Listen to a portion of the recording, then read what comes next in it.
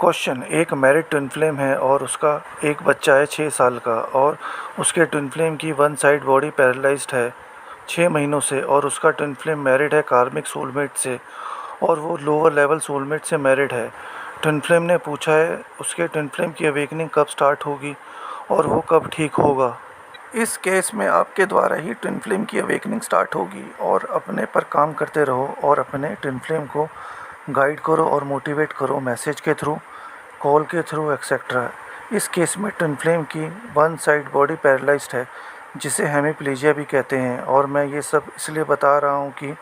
मैंने फिजियोथेरेपी करी है और बहुत से पेशेंट्स देखे हैं और ट्विन फ्लेम के घर वाले उसकी फिजियोथेरेपी करवाते होंगे और इस केस में twin flame yoga, pranayama, meditation कर सकता है और इससे इम्प्रूव होगी ब्लड सर्कुलेशन, रिड्यूस होगी स्पास्टिसिटी और रिबिल्ड होगा mind body connection. Twin flame pranayama कर सकता है, कुर्सी पर बैठकर या लेटकर भी कर सकता है और अनुलोम विलोम करने से बैलेंस होगा नर्वस सिस्टम और हेल्प करेगा ब्रेन कोऑर्डिनेशन में। और अगर ट्विन फ्लेम पैरालाइज्ड हैंड को यूज़ नहीं करता नॉस्ट्रिल को क्लोज करने के लिए तो वो मेंटली विजुलाइज कर सकता है ब्रेथ को और दूसरे हाथ से भी असिस्ट कर सकता है। भ्रामरी प्राणायाम भी कर सकता है और उज्जयी प्राणायाम भी कर सकता है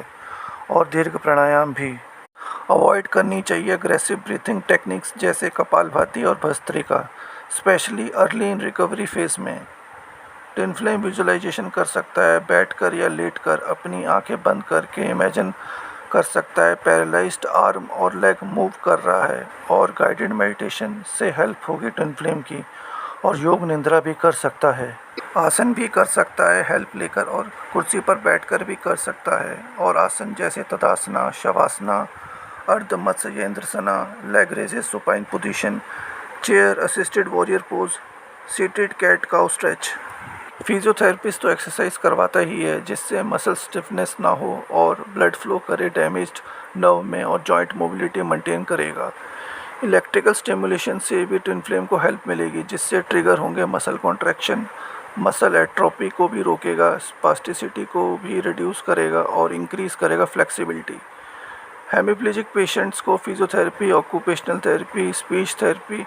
मेडिकेशन दी जाती है और हर हेमिप्लेजिक पेशेंट नहीं लेता ऑक्यूपेशनल थेरेपी क्योंकि पेशेंट की फैमिली के लोग ही ऑक्यूपेशनल थेरेपी करते हैं पेशेंट की, जैसे dressing, grooming, eating etcetera. Hemiplegic patient की फिजियोथेरेपी फोकस करती है stimulating neuroplasticity, the brain ability to rewire itself through repetitive task-specific movements and treatment plan target muscle strengthening, spasticity management and gait training to help regain mobility